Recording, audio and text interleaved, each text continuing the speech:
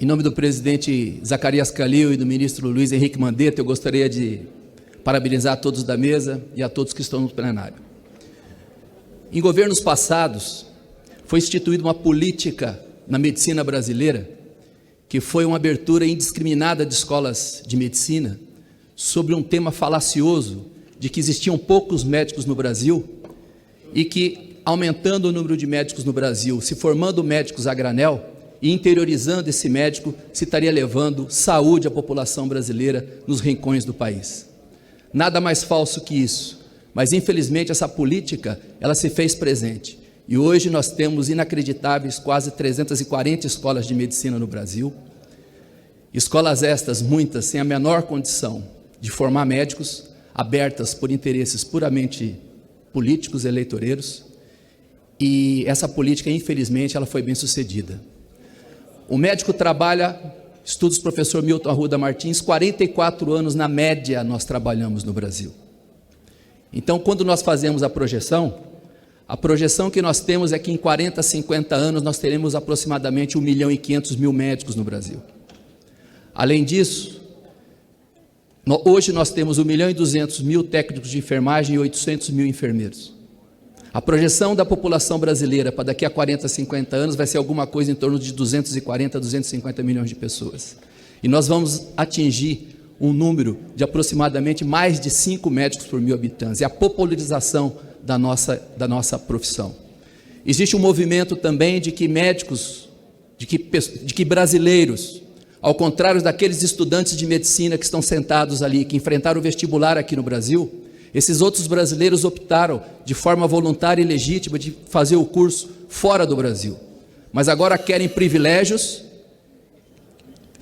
querendo vir trabalhar em território brasileiro sem fazer o revalida. E isso é inaceitável. Nós, Conselho Federal de Medicina,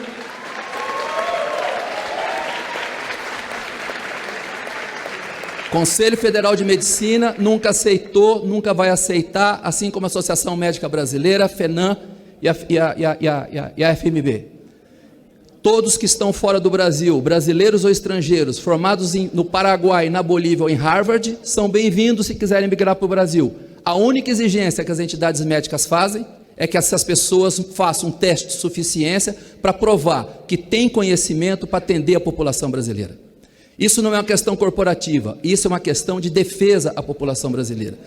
Já encaminhando o final da minha fala, deputado Zacarias Calil, peço um minuto para o senhor. Eu quero dizer que hoje a medicina está sob ataque em relação à medida provisória encaminhada pelo presidente Bolsonaro e pelo ministro Luiz Henrique Mandetta a essa casa, que institui a carreira federal de médicos para o Brasil e tem o apoio do Conselho Federal de Medicina.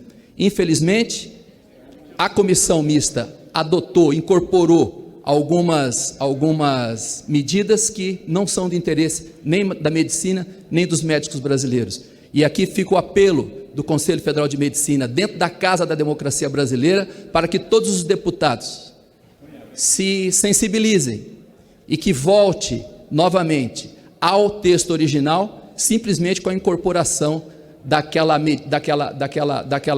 medida que foi o benefício dos médicos do INSS. Esse é o apelo do Conselho Federal de Medicina. Quero parabenizar a todos os médicos brasileiros, quero parabenizar a todos aqueles que optaram por fazer medicina, quero parabenizar os estudantes aqui presentes.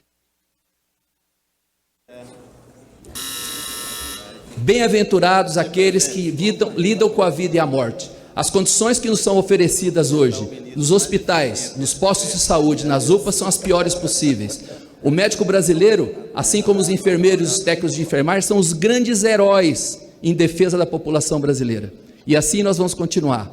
Parabéns a todos nós. As entidades médicas unidas como nunca vão lutar sempre pelo médico brasileiro e principalmente pela boa assistência de saúde à população brasileira. Obrigado, presidente Zacarias Calil. Obrigado.